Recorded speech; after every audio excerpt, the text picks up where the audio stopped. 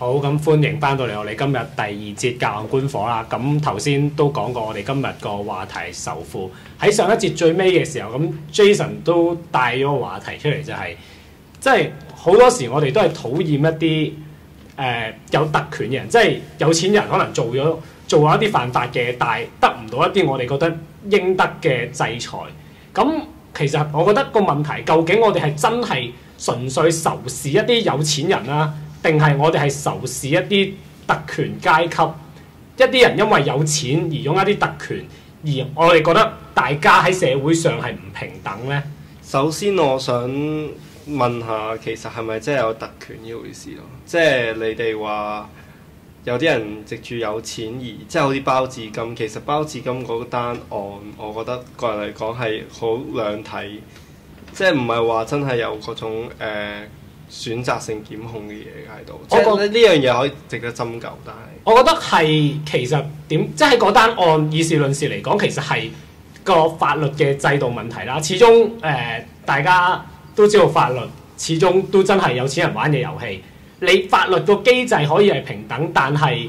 你始終有錢嘅時候，你就可以請比較好嘅律師，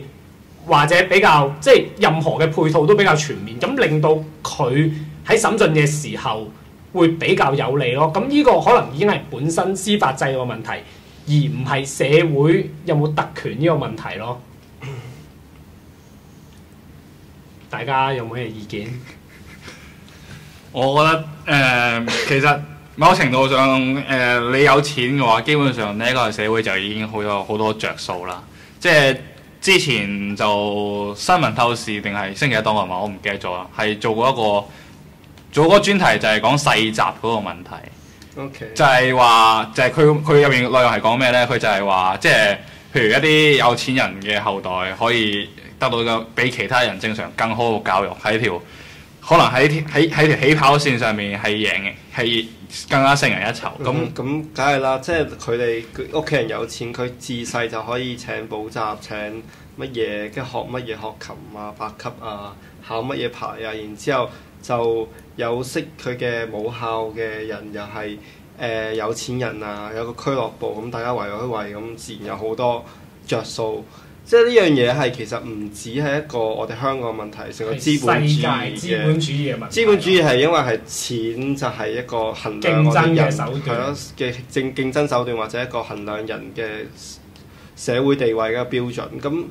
如果即係喺一個比較係政府可以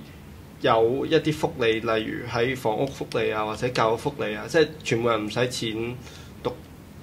讀中學啊，即係免費教育啦，所講嘅，或者大學啊，或者去到公屋啊、醫療福利，咁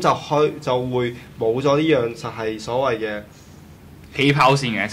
線不同嘅咁大差別。有啲人你睇世襲嗰個節目係可以睇到嗰個另外嗰個反面，就係有個老嘅丈夫同埋後生嘅妻子係咪？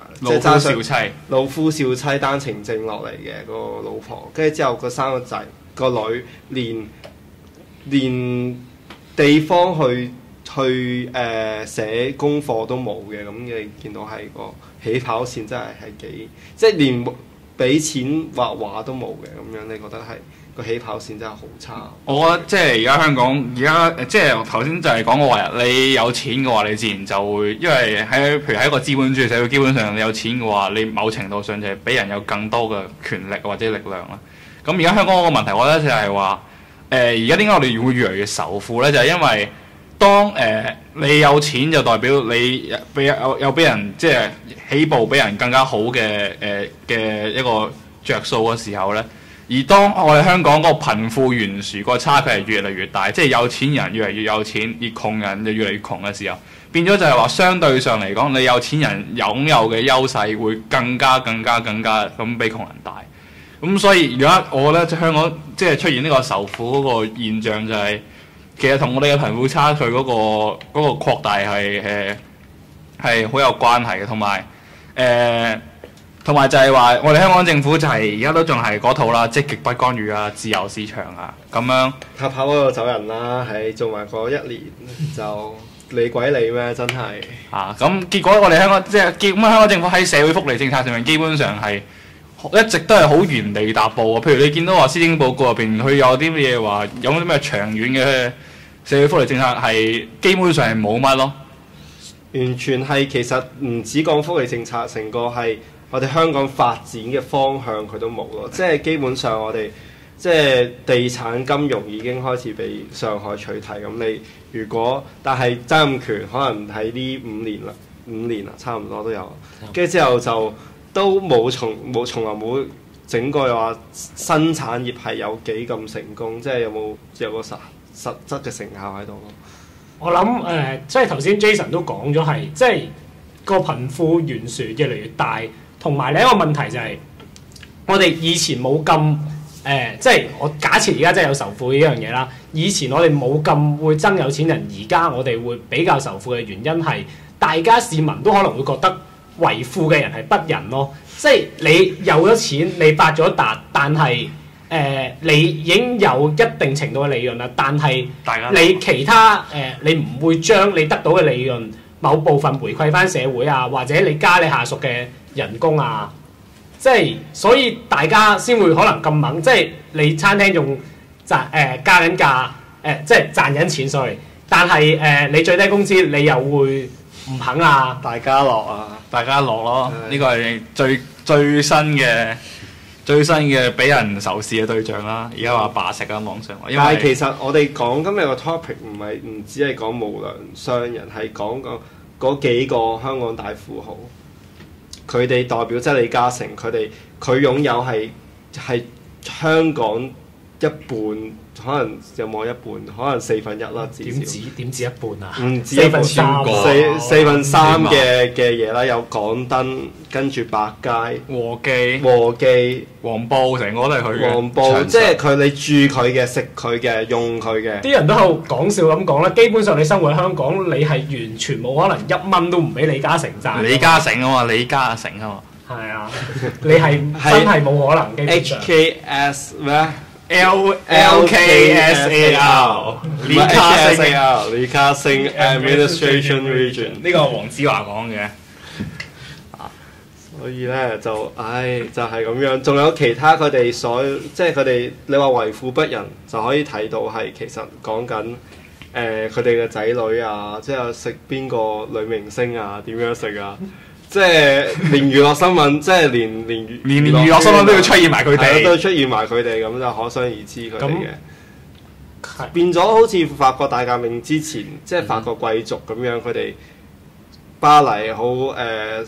即係嗰種好奢華嘅生活啊，然之後窮人就喺出邊啊宮廷望住佢哋。即係所謂嘅朱門酒肉臭，路有凍死骨。即係香港係咪而家出現一種貴族嘅階層咧？即係佢哋係。即係好似頭先講世襲咁樣，唔止係即係世襲係一定貴族咁樣一路傳落去㗎嘛，係咪？就好似變咗一個係姓李啊、姓咩嘅貴族階層，然之後我哋即係好似我哋之前 Facebook 上面有個法國大革命之前有個咩即係金錢跟住君主跟住。教士跟住軍隊，跟住之後就人民咁樣啊。We feed all, we work for all 咁嗰個，就好似而家香港，即係俾人整咗喺香港係最頂係李嘉誠，跟住之後唔知中共，跟住之後就整曾蔭權咁樣、阿爺咁樣啦，類似咁樣，即係見到係開始係出現咗，即係好似即係法國大革命嘅時候嗰種資本主義嘅。社會嘅嗰種其實為富不仁，亦都係直接去導致到仇富呢個現象嘅產生啦。頭先我諗特別喺香港，好多人都特別想去強調一樣嘢就係有錢唔係罪嚟㗎，其實係個制度形成啊，或者乜原因導致啊。君子取之有道。君子愛財，取之有道。係啊，呢個制度公平競爭，咁所以佢賺到錢，咁你賺唔到錢，咁你唔可以怪佢。即係好多人都講呢種咁嘅心態出嚟啦。但係究竟點解我哋其實呢個仇富現象係專講緊係富人去仇視啲富人咧？其實冇人諗過某個程度上係啲有錢人自己去形成咯，因為佢哋咁樣做。我哋下節翻嚟再講。